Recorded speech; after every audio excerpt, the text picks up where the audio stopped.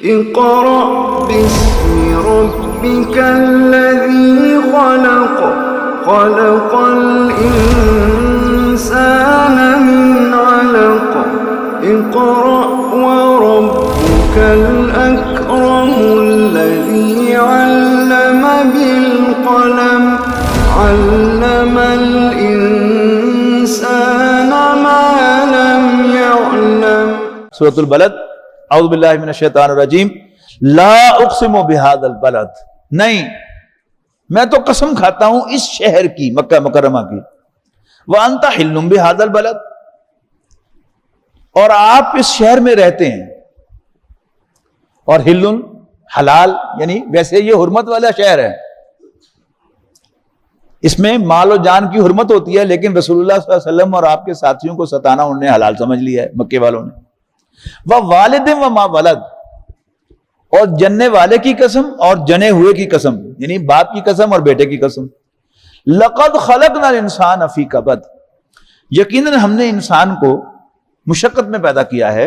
یعنی انسان کی پیدائش میں ہم مرد تو شاید اس کا تصور بھی نہیں کر سکتے کہ جس مشقت سے عورت گزرتی ہے بچے کو جنتے ہوئے. تو بس اتنے ہی الفاظ کافی ہیں کہ لقد خلقنا الانسان فی کبد، یقیناً ہم نے انسان کو مشقت میں پیدا کیا ہے. ایحسب ان لن یقدر علیہ احد، تو کیا یہ سمجھتا ہے کہ اس پر کسی کا بس نہیں ہے، کوئی اس پر قدرت نہیں رکھتا. یقول اہلکت مالا لبدا، کہتا ہے کہ میں نے ڈھیروں مال ضائع کر دیا. اب بظاہر ایسا معلوم ہوتا ہے کہ ایسا تو کوئی شخص بھی نہیں ہوتا، لیکن ہم نے کئی دیکھے، آپ نے بھی دیکھے، میں نے بھی دیکھے. وہ اپنے ڈرائنگ روم میں پڑے ہوئے ڈیکوریشن پیس کی تعریف بتاتے ہیں کہ یہ میں نے $1000 میں خریدا تھا. $1000 کا مطلب سمجھتے ہیں نا، 1,60,000 روپیہ، 65,000 روپیہ. ہے کیا؟ جسٹ اے ڈیکوریشن پیس. گھوڑوں کے استبل میں کروڑوں کے گھوڑے. ایک ویٹرنری ڈاکٹر صاحب نے مجھے بتایا پاکستان میں جو سب سے مہنگا کتا امپورٹ ہوا ہے وہ 4.25 کروڑ روپے کا. دنیا کی کسی ریس میں فرسٹ آیا تھا وہ کتا، تو ہمارے ایک جاگیردار نے خریدا. انہوں نے کہا ان کے پاس ایسے اور کئی کتے ہیں. کیسے ان کی ٹہل سیوا ہوتی ہے کہ چھوٹے چھوٹے کیبن بنے ہوئے ہیں، ہر ایک کتے کا ایک کیبن ہے، ایئر کنڈیشن لگے ہوئے ہیں، اور ہر 4 پر ایک ملازم ہے جو 24 آور انہیں دیکھتا ہے. کس کے لیے؟ صرف دکھانے کے لیے، بتانے کے لیے کہ میرے پاس جلانے کے لیے پیسے ہیں، میں نے ڈھیروں مال ضائع کیا ہے. اہلکت مالا لبدا، میں نے ڈھیروں مال ضائع کیا ہے. ایحسب ان لم یرہ احد، کیا وہ سمجھتا ہے کہ کسی نے اس کو نہیں دیکھا؟ الم نجعل لہ عینین، کیا ہم نے اس کی 2 آنکھیں نہیں بنائی؟ ولسانا وشفتین، اور ایک زبان اور 2 ہونٹ اس کے نہیں بنائے؟ وہدیناہ النجدین، اور ہم نے اس کو 2 ابھاروں کی طرف ڈائریکٹ نہیں کیا. یہ ایک یعنی کیونکہ جننے والے اور جنے ہوئے کی قسم ہے نا.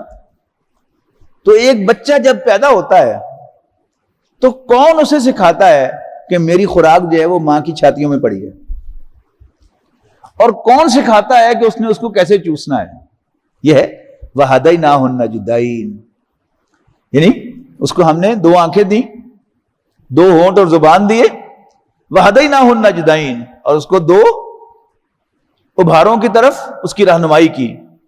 فَلَقْتَهَا مَلَقَبَا، لیکن یہ ایک دشوار گھاٹی کو عبور نہ کر پایا. وہ مہادرہ کا ملقبہ، اور اے نبی تم کیا سمجھے کہ وہ گھاٹی کیا ہے؟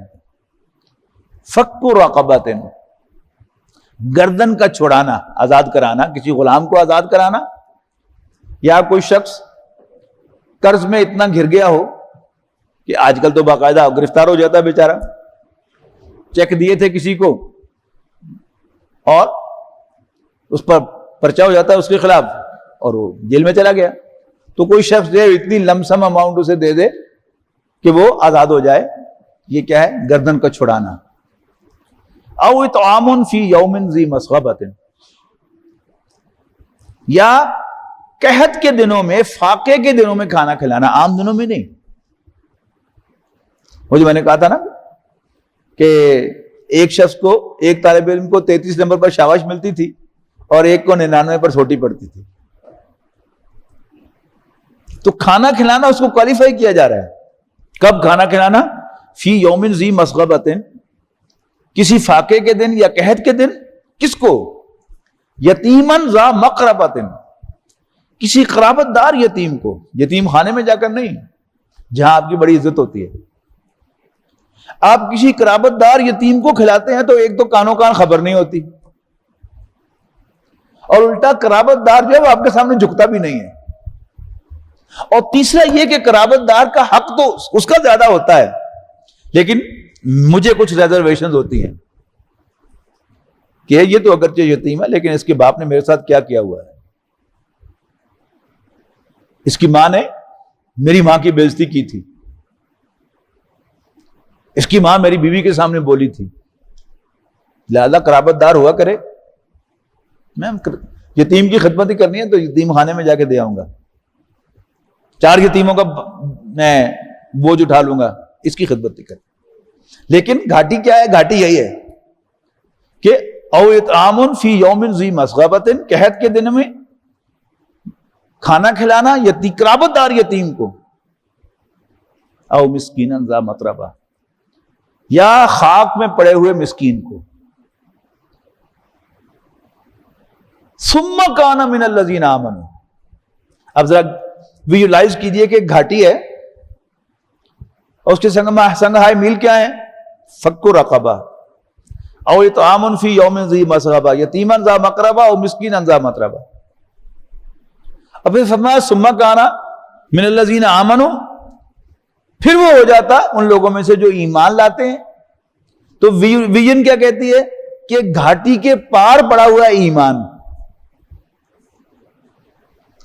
جو صدقات و خیرات میں آگے بڑھے گا،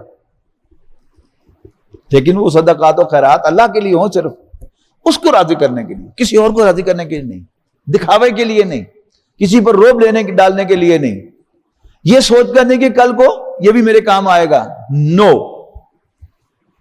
صرف اللہ کے لیے۔ تو پھر کیا ہے؟ اللہ تعالیٰ وہ گھاٹی عبور کرے گا تو اس کو گھاٹی کے پار ایمان ملے گا۔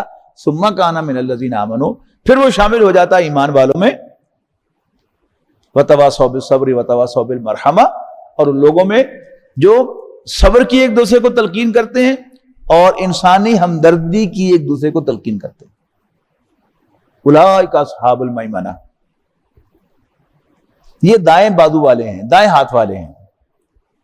والذین کفروا بآیاتنا، اور وہ لوگ کہ جو ہماری آیات کا انکار کرتے ہیں، ہم اصحاب المشامہ، وہ شومیہ قسمت والے ہیں یا بائیں ہاتھ والے ہیں، دونوں ترجمے کیے گئے ہیں۔ علیہم نار مؤصدہ، ان پر آگ چھائی ہوئی ہوگی، بند کی ہوئی ہوگی۔ بارک اللہ لی ولکم فی القرآن العظیم ونفعنی وإیاکم بالآیات والذکر الحکیم۔ ويشفي صدور قوم مؤمنين وشفاء لما في الصدور وإذا مرضت فهو يشفين